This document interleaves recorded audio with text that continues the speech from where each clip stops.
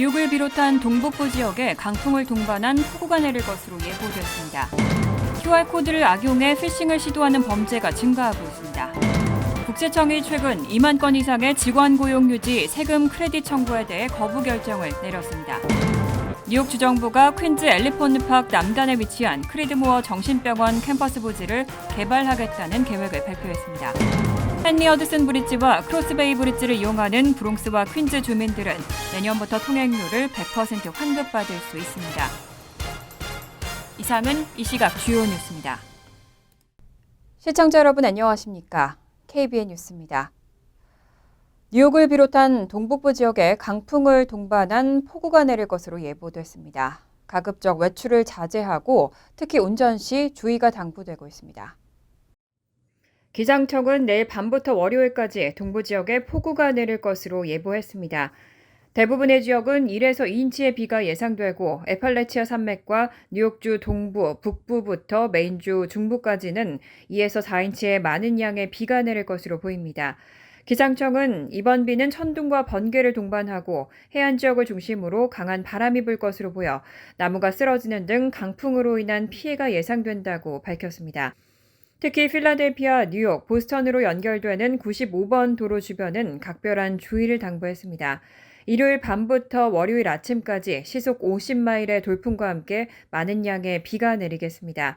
롱아일랜드와 케이프코드, 매사추세츠 남부 해안 지역에도 강한 돌풍이 발생할 수 있습니다. 특히 만조 시간과 겹쳐 해안 저지대 지역은 홍수가 발생할 가능성이 있고 강풍으로 인해 2에서 3피트 높이의 폭풍 해일이 예상됩니다. 기상청은 이번 폭우로 항공기 운항 취소와 지연 운행이 예상된다며 사전 확인을 요구하고 차량 운전 시 특별한 주의를 당부했습니다. 코로나19 팬데믹 이후 여러 분야에서 QR코드 사용이 일상화됐습니다. 그런데 요즘 이런 QR코드를 악용해 피싱을 시도하는 범죄가 증가하고 있습니다. 일명 큐싱 범죄의 주의가 당부됩니다. 오동윤 기자가 보도합니다. 연방거래위원회가 QR코드를 통한 피싱 범죄, 즉 큐싱 범죄에 대한 주의를 당부하면서 잘못된 QR코드를 스캔하거나 QR코드 연결 피싱 웹사이트를 통한 개인정보 유출로 금전적인 피해를 볼 수 있다고 경고했습니다. 일부 범죄자들은 유료 주차장에 게시된 QR코드를 해킹 코드가 담긴 QR코드로 바꿔치기 하거나 문자 메시지와 이메일에 QR코드를 첨부해 개인정보 유출을 유도하고 있습니다. 사기꾼들은 또 택배 배송 변경이나 의심스러운 활동으로 계정 비밀번호 변경을 요구하는 등 긴장감을 조성하는 문자와 이메일로 피해자들에게 QR코드 스캔을 유도하기도 합니다. 이런 QR코드를 스캔하면 가짜 금융기관 웹사이트로 연결돼 개인정보 입력을 요구받거나 악성 코드에 감염될 위험이 있습니다. 이로 인해 개인정보 유출은 물론 은행 계좌에서 돈을 빼가거나 신용카드를 결제하는 등의 금전적 피해가 발생할 수 있습니다. 시장 조사기관 이마케터에 따르면 올해 미국에서는 9,400만 명 이상의 소비자가 스마트폰으로 QR코드를 사용하고 있고 2026년까지는 사용자가 1억 260만 명까지 늘어날 것으로 예상됩니다. QR코드 사용이 늘어날수록 큐싱 범죄에 대한 주의도 함께 증가해야 한다는 당부가 이어지고 있습니다. KBN 뉴스 오동윤입니다. 국세청이 고용지원 부정수급에 대한 고강도 감사를 진행하고 있는데요. 최근에는 2만 건 이상의 직원 고용유지 세금 크레딧 청구에 대해 거부 결정을 내렸습니다. 지난 6일 국세청 데니 워펠 커미셔너는 성명을 내고 소규모 비즈니스 및 비영리단체에 대한 ERC 부정 청구 요청 2만여 건을 거부했다고 밝혔습니다. 또 이번 주부터 통지서를 발송하기 시작했다고 발표했습니다. 이날 발표된 거부 사례는 2020년 3월 13일부터 2021년 12월 31일까지 팬데믹 세제 혜택 적용 기간 중 고용되지 않은 직원에 대해 ERC를 청구한 소규모 비즈니스 및 비영리단체와 관련된 것으로 전해졌습니다. ERC는 팬데믹 기간 동안 사업체들이 근로자를 계속 고용하도록 지원하기 위해 마련된 프로그램입니다. ERC를 통해 고용주는 매출 감소 발생이나 정부 명령에 의해 영업이 전면 또는 부분적으로 중단된 경우 직원 1인당 최대 2만 6천 달러까지 지원받을 수 있습니다. 하지만 이를 악용해 부당하게 ERC를 청구하는 업체 및 대행업체들이 급증하면서 IRS는 지난 9월 의심스러운 청구급증을 이유로 신규 신청 처리를 일시적으로 중단하고 접수된 수십만 건에 대한 현미경 조사를 진행하고 있습니다. 지난달 재무부 금융범죄단속 네트워크는 28억 달러 이상의 잠재적 사기성 ERC 청구와 관련된 수백 건에 대해 조사가 진행 중이라고 경고했습니다. IRS는 이달 말 ERC 지원을 받은 고용주들 가운데 실수나 적법하지 않게 청구됐다는 것을 인지한 경우 정부에 자진 환급할 수 있는지에 대해 안내할 예정입니다. 또 앞으로도 더 강력하게 부정 수급을 단속할 계획이라고 강조했습니다. 바이든 대통령이 라스베이거스에서 미 역사상 가장 큰 규모의 여객 철도 프로젝트 계획을 추진하고 있습니다. 이 계획에는 라스베이거스와 캘리포니아, 로스앤젤레스, 샌프란시스코를 연결하는 고속 전철 노선이 포함됐습니다. 바이든 정부가 82억 달러 규모의 여객 철도 프로젝트 계획을 밝혔습니다. 로스앤젤레스에서 동쪽으로 약 65km 떨어진 라스베이거스와 캘리포니아주 란초 쿠카몽가를 잇는 350.8km의 철로로 언젠가는 연간 1,100만 명 이상의 승객을 수송할 것이라는 목표입니다. 이번 고속전철 프로젝트의 주요 목적은 서부 여행 활성화와 지역경제 촉진입니다. 정부는 캘리포니아주 센트럴밸리를 횡단하는 고속전철을 추진하고 있는데 연간 1,100만 명 이상의 승객을 수송할 것으로 예상됩니다. 이 철도 노선은 시속 354km로 운행되고 로스앤젤레스와 라스베이거스를 2시간 10분 만에 연결할 것으로 기대되고 있습니다. 또 자동차 고속도로 통행 대신 전철을 이용하게 함으로써 이산화탄소 배출 감소를 통한 지구온난화 방지에도 기여할 것으로 기대되고 있습니다. 이 계획에 대해 많은 지지자들은 긍정적인 반응을 보이고 있지만 비용이 과도하다는 일부 비평가들의 의견도 있습니다. 핏 브리지지 교통장관은 미국은 세계적 수준의 여객 철도 서비스를 제공할 것이라며 지난 수십 년 동안 철도 시스템에 투자를 하지 않아왔지만 50년 전 암트랙 설립 이후 최대 규모의 철도 투자를 단행할 것이라고 강조했습니다. 내년 대선을 앞두고 바이든 대통령의 아들 헌터 바이든에 대한 특검 수사가 강화됐습니다. 오늘 헌터 바이든은 캘리포니아에서 중범죄 3건과 경범죄 6건 등 총 9건의 세금 관련 혐의로 기소됐습니다. 바이든 대통령의 아들 헌터 바이든은 2018년 델라웨어주에서 마약 복용자들의 총기 소지 금지법을 위반한 혐의로 기소된 바 있습니다. 그런데 이번에는 세금 9건의 체납 혐의가 추가됐습니다. 특별검사 데이빗 와이스는 헌터 바이든이 사치스러운 생활 방식에 수백만 달러를 썼고 2016년부터 2019년 사이에 체납한 최소 140만 달러의 세금에 대한 혐의를 집중 조사했다고 밝혔습니다. 헌터 바이든은 이 기간 동안 중독으로 고생했다고 인정한 바 있습니다.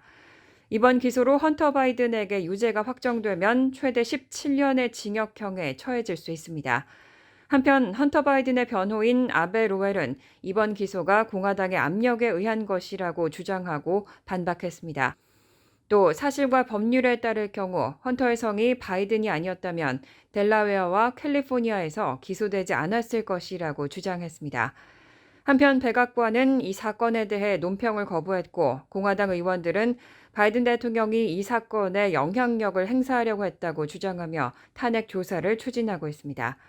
하원은 탄핵 조사 승인에 대한 투표를 다음 주에 진행할 예정입니다.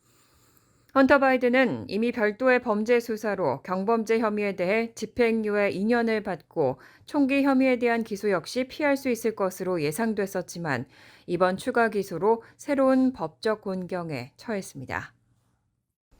이번 주 뉴욕시에서 이틀 연속 발생한 학교 내 칼부림 사건으로 학교 안전 문제가 다시금 주목받고 있습니다. 지난 5일 브루클린의 에드워드 버로 고등학교에서는 15세 남학생이 복도에서 동급생에게 칼에 찔려 복부에 부상을 입었습니다.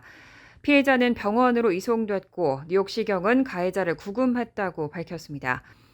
이튿날인 6일에는 브롱스의 JHS 123 중학교에서 12세 여학생이 칼에 다리를 찔리는 사건이 발생했습니다.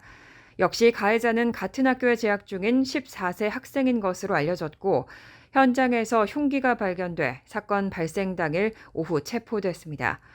이런 사건들로 인해 학교 내 안전에 대한 우려가 커지고 있습니다. 뉴욕시 공립학교 안전요원을 대표하는 노동조합 팀스터스 로컬 237은 팬데믹 이후 학교 안전요원이 약 2,000명 줄었다며 이로 인해 학교 폭력 사건이 늘어나고 있는 것이라고 지적했습니다. 이런 상황에 직면한 뉴욕시는 학교 안전요원을 추가로 고용하기로 결정했습니다. 에릭 애담스 뉴욕시장은 120명의 새로운 학교 안전요원을 채용할 계획이라고 발표했습니다. 앞서 아담스 행정부는 예산 문제로 훈련이 예정돼 있던 학교 안전요원 250명의 고용을 취소했는데 많은 반발이 일자 추가 채용을 결정한 것으로 보입니다. 특히 사고가 발생한 두 학교에는 무기 탐지 스캐너가 없었던 것으로 알려지면서 아담스 시장은 무기 탐지 스캐너 배치가 필요한 학교를 조사 중이라고 밝혔습니다. 뉴욕주 정부가 최근 퀸즈 엘리펀트 파크 남단에 위치한 크리드모어 정신병원 캠퍼스 부지를 개발하겠다는 계획을 발표했습니다. 주정부는 지난 6일 125에이커 규모의 크리드모어 정신병원 캠퍼스 가운데 58에이커 상당의 부지를 개발하는 마스터 플랜을 발표했습니다. 퀸즈 엘리펀트 파크 남단에 위치한 크리드모어 정신병원 캠퍼스 부지는 과거 전국 총기협회의 소유였고 1900년대부터 정신병원 시설로 사용됐습니다. 하지만 현재 많은 부분은 빈 건물과 버려진 땅으로 남아 있습니다. 새로운 마스터 플랜은 58에이커의 부지를 개발해 2,800가구 이상의 주택을 공급하는 것을 목표로 하고 있습니다. 특히 이 가운데 55% 이상은 매매용으로 지정해 내 집 마련을 꿈꾸는 이들에게 공급할 계획이고 나머지 주택은 저렴한 렌트로 공급한다는 방침입니다. 이 계획에는 또 주차장과 레크레이션 공간, 공원, 상업시설 등을 포함하는 다기능 커뮤니티가 포함되어 있습니다.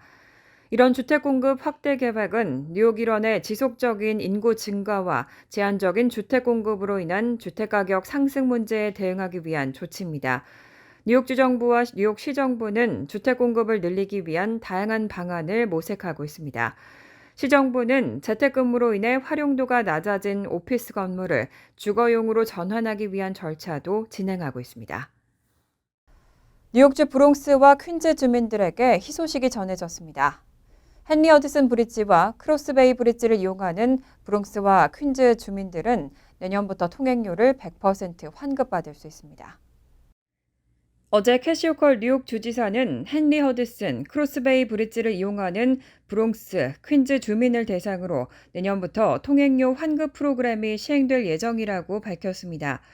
이 환급 프로그램에 따라 브롱스 주민들은 헨리 허드슨 브리지를, 퀸즈 주민들은 크로스베이 브리지를 이용할 때 발생하는 통행료를 전액 환급받게 됩니다. 현재 이 두 다리의 통행료는 각각 $3 18센트, $2 60센트로 책정돼 있습니다. 환급 프로그램은 2023년 2월부터 시작될 예정입니다.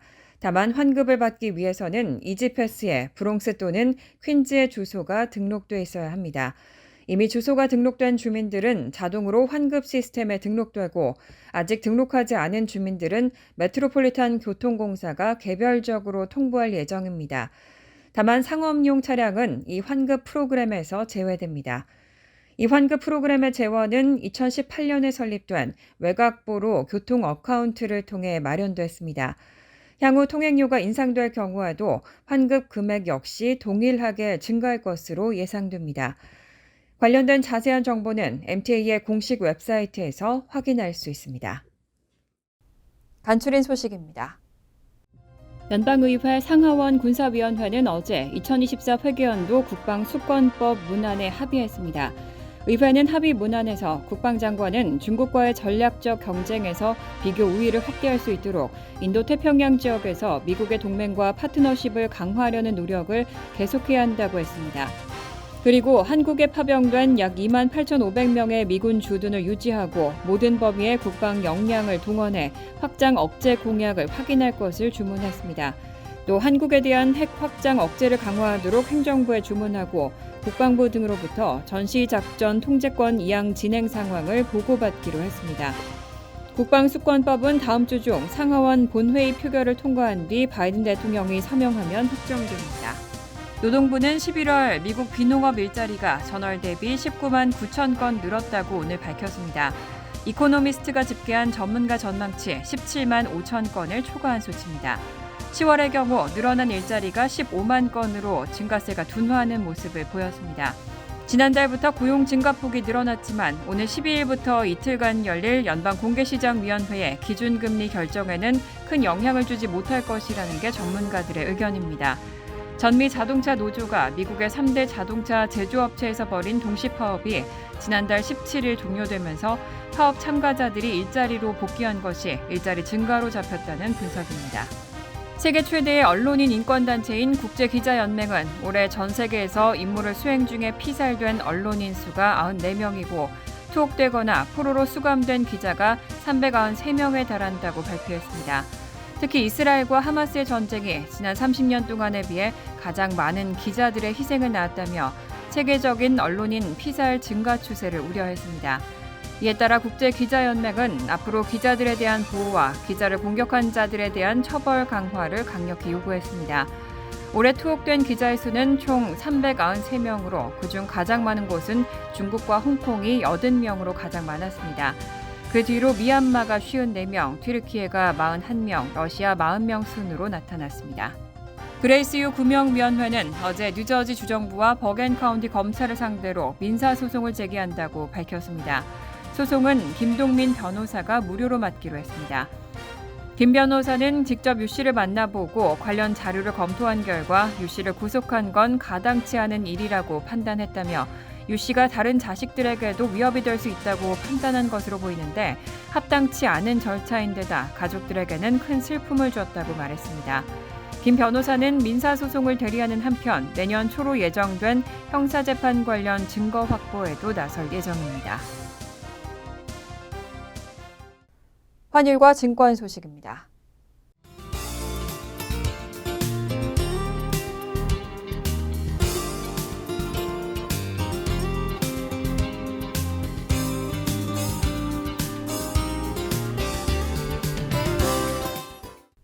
이어서 날씨입니다. 토요일은 구름이 많겠고 밤늦게는 소나기 내릴 가능성이 있습니다. 낮 최고 기온은 50도, 섭씨 10도, 밤 최저 기온은 41도, 섭씨 5도로 예상됩니다. 일요일에는 비가 내리겠습니다. 월요일은 부분적으로 화창하겠지만 오전에는 소나기 내릴 가능성이 있습니다. 이상으로 KBN 뉴스를 마칩니다. KBN과 함께 즐거운 저녁 되시기 바랍니다.